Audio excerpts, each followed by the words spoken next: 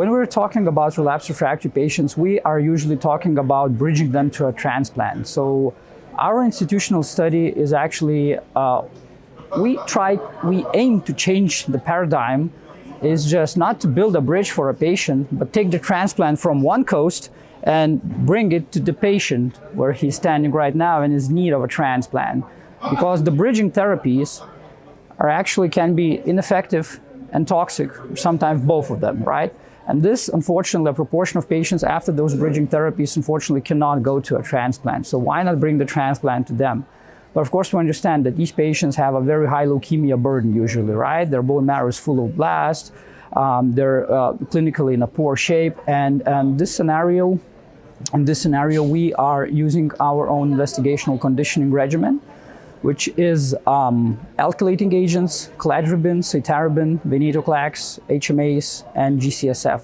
So basically, it's a two-step approach. It's an 8-day regimen consisting of those drugs, and it's aiming for leukemia control and also conditioning, creating conditions for the patient to successfully engraft and be transplanted. So after those 8 days of conditioning, the patients are infused with the stem cells. We use standard GVHD prophylaxis, which is post-transplant cyclophosphamide at a slightly lower dose of 40 milligrams per kg on day +3/+4, and then the standard of care of calcineurin inhibitor and mycophenolate.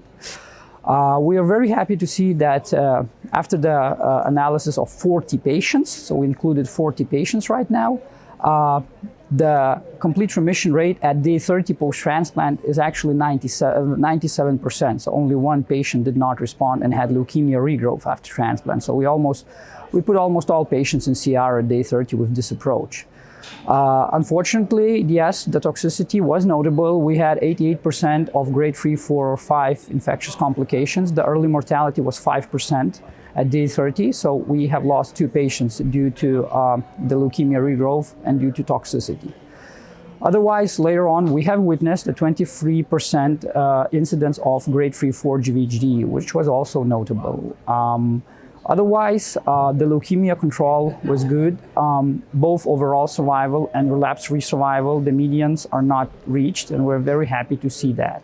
Of course, we individually implement post-transplant care, which also could potentially lower the relapse risk by doing DLIs, by adding HMAs as a maintenance strategy, using FLT3 inhibitors, menin inhibitors, IDH inhibitors.